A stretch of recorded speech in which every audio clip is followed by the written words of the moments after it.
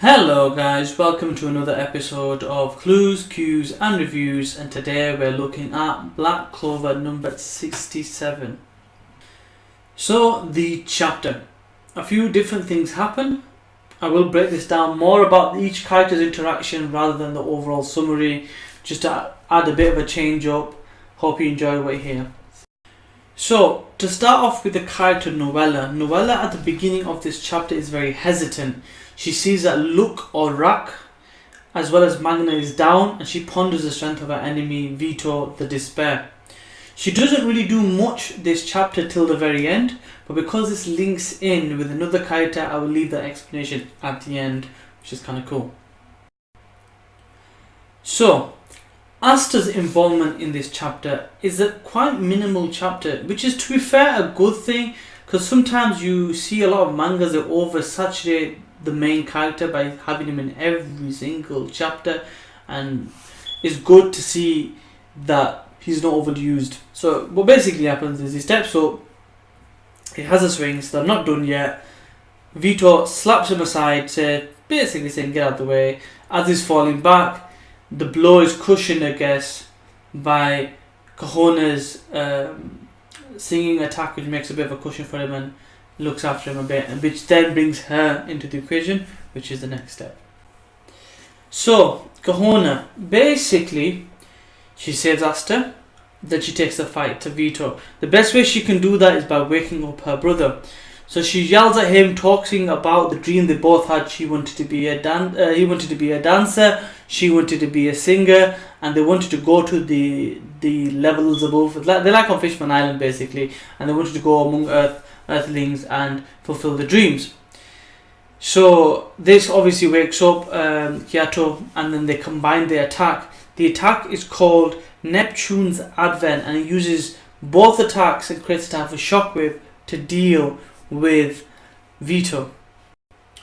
So this actually shows how intelligent Vetto is, because bearing in mind Vetto is a brute, he's a savage, but he's actually quite intelligent, and you get glimmers of his intelligence. For example, the way he's able to break down Asta's techniques in the previous chapter, his weaknesses, and the way he breaks down this technique, he literally picks up a weakness just like that and exploits it, and he chooses Gohan's throat, because she needs a throat to sing, right? Because he took her out of the equation like that, the magic was nullified to the point where the grandfather, the game master, had to jump in, and even he couldn't do anything. And then you see that he's taken out, Kyoto's out of the equation, and he's holding up Gohan by her hair, basically doing the normal thing that he does, talking about despair. There are some very specific words mentioned in this chapter that I thought were interesting. The golden dream you have crushed, and the bond of blood. A very specific statement which can help hopefully explain down the line the motives of this group. So bearing in mind we were told a story by about a nation of people or a group of people that were loved by magic. Being that they're not around as much anymore and magic has kind of spread through the world, I'm guessing there was a form of betrayal by normal people. They learned the magic and they sacrificed or betrayed that clan, and they had a dream that was not fulfilled, and the bond of blood is either going to be a case of family or blood brothers, and I found that interesting. I'm going to wait to see what happens with that. So the ending of this chapter was brilliant, because we've seen chapters in the past in stories there's been for Asta's development, although he's added more dimensions with his chi. This arc seems like it was perfect for Noella's development, because Vetto's got Gohan by the hair, and Noella's not going to take that sitting down. She gets up, she goes, get your filthy hands off her, but she's hesitant because she thinks, what if I hurt Gohan, her friend? And basically even Gohan bleeding like our throat and stuff, she goes, you can do it, you'll be fine, believe in it, and you will be able to protect your friends. And then she goes super.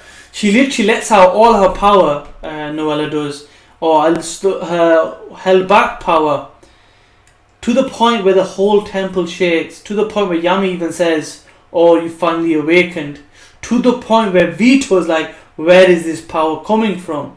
So the transformation, so to speak, the ability to let go. It was kind of reminding me back in the day with Gohan letting go of his power. It may be that this whole time the reason why she couldn't control her power, because not only was she holding back and the subliminal kind of psychological break, but also because her potential was so great that she wasn't able to keep up mentally.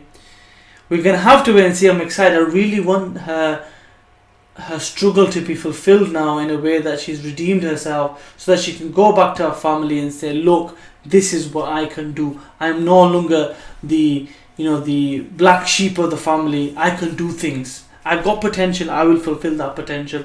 I can take out one of these midnight eyes, one of these third eyes, one of these upper people that are better than captains. If she can do that, she's already going up in rank.